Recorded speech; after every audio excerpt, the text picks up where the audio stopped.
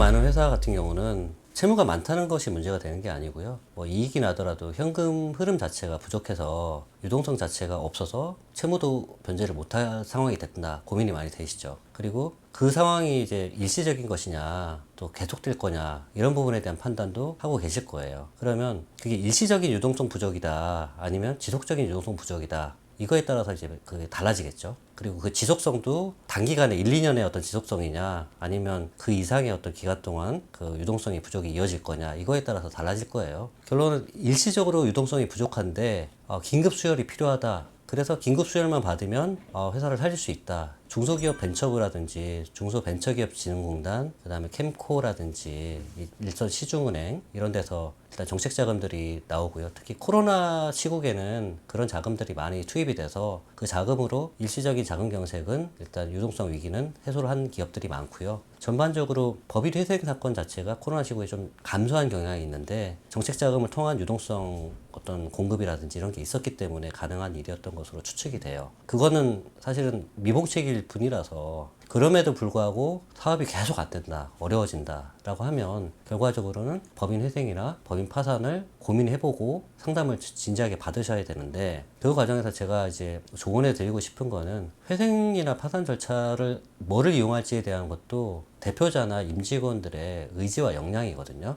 회사를 살려야겠다 라고 하면은 그 살리기 위한 어떤 방안을 찾기 위해서 노력할 것이고 구조조정을 할 것이고 그럴 거란 말이에요. 근데 그게 살리는 게 아무리 봐도 경제적으로 합리적이가 않다. 그건 옳지 않다. 이렇게 보여지면 정리하는 게 맞고요. 그거에 대한 판단은 있는 재무 상황이나 있는 현황 가지고 전문가 상담이 필요한데, 예를 들어서 회생을 진행한다라고 했을 때 회생은 사실은 파산과는 달리 파산 절차는 파산하는 게 맞겠다. 나는 파산을 하고 싶다. 그래서 정리를 하고 싶다라고 하면 법인 자체를 그냥 제사를 통해서 채무 정리하는 절차이기 때문에 파산 절차를 통해서 정리되는 이후에는 법인 자체의 이슈는 특별한 건 없을 수 있어요. 그 경우에는 대표자 개인, 연대보증 채무를 부담한 당사자의 채무를 어떻게 정리할 거냐, 그리고 그 당사자가 어떻게 사업을 재개할 거냐 라는 문제로 귀결되는 것이고요. 근데 법인회생을 통해서 회사를 살리고 싶다라고 하면 이거는 10년짜리 프로젝트거든요. 어찌 보면은 10년짜리 프로젝트이기 때문에 내가 지금 1년, 2년 뒤에 사업이 어떻게 될 것이다 라는 게 3년, 5년 뒤에도 어떻게 될 것이라는 걸 시뮬레이션 해보고 그 이후에도 지속될 것인지를 시뮬레이션 해볼 필요는 있어요. 그러니까 길게 보고 그 단계별로 해서 가능성에 대한 확인을 할 필요가 있고요. 그래서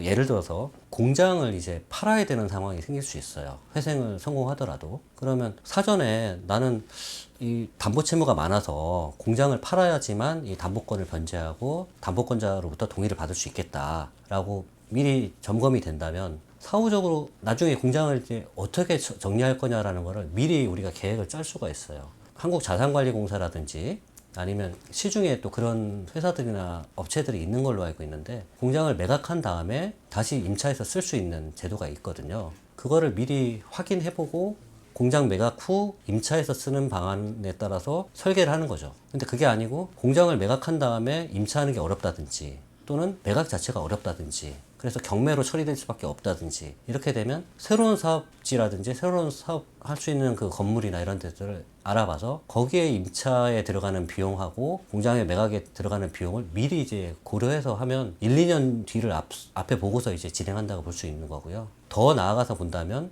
회사의 경영권 관련돼서 회생회사의 주식이 나중에 성공했더라도 채권자에게는 주식을 부여해줘야 돼서 기존 경영자는 주식 보유 비율이 낮아지더라. 그러면은 이거는 미리 그렇게 됐을 때 나는 경영권 자체, 주식 보유 비율 자체를 나중에 좀 어느 정도 유지해야 되겠다, 회수해야 되겠다 라고 하면 신청할 당시부터 한 3년간의 어떤 사업을 해서 이익이 나면 그 이익을 통해서 회사가 주식을 사든 아니면 대표가 어떻게 자금을 마련해서 한 3년간에 걸쳐서 나눠서 그 주식을 사오든, 이렇게 해서 지분 보유 조항 또는 ERP 조항이라고 하는데, 그거를 미리 그거를 니즈에 따라서 넣을 건지 말 건지에 따라서 한 3년에 또 회사의 계획이 다 달라지거든요. 미리 원하는 것들을 쭉 이렇게 얘기하고 펼쳐놓고 그 연도별로 몇 년간의 한 10년간의 프로젝트라고 생각하고 어떤 계획을, 큰 어떤 이벤트나 계획을 세부적으로 좀 미리 설계할 수 있으면 그래도 예측이 가능한 범위 내에서 사업을 운영하고 회생도 진행하고 할 수 있거든요. 그래서 뭐 요거는 이제 변호사나 회생 전문이나 파산으로 전문으로 하는 변호사로 도움을 받을 수도 있고, 또 뭐 제가 이제 중소벤처기업진흥공단의 회생 컨설턴트로 있는데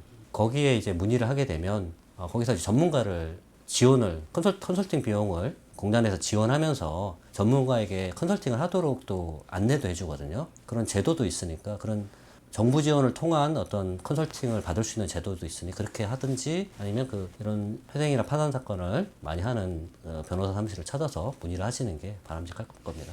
거의 대부분이 미리 좀 상담을 받고 미리 좀 준비를 했더라면 회생이나 파산을 미리 준비하는 것 자체가 부정적으로 인식될 수가 있어서 그런데 그런 게 아니고 경영 컨설팅이라든지 법률이나 회계나 재무에 대한 컨설팅을 받는다는 차원에서 그게 꼭 회생이나 파산이 아니더라도 왜냐하면 회사가 사업을 어떻게 하고 자금을 어떻게 분배하고 어떻게 회수하면서 어떻게 나누느냐의 문제는 그거는 회생 파산을 준비한다고 볼 수는 없는 거거든요. 근데 그게 결과적으로는 나중에 회생 파산할 때 보다 효율적으로 진행하는 데 도움이 많이 되더라. 그래서 저희는 그리고 신청을 하더라도 연체가 되고 거의 세금이나 급여 퇴직금까지 뭐 연체가 되고 심지어 대표이사의 어떤 개인 집까지 경매로 넘어가는 상황 훨씬 이전 단계에서 신청을 하게 되면 훨씬 더 회사가 좀 회생 절차를 진행함에 있어서도 쓸 수 있는 자금을 통해서 회생이 원활하게 진행되거든요. 그래서 조기에 상담을 받고 조기에 컨설팅을 받고 조기에 적절한 어떤 스텝을 밟아야 좋을지를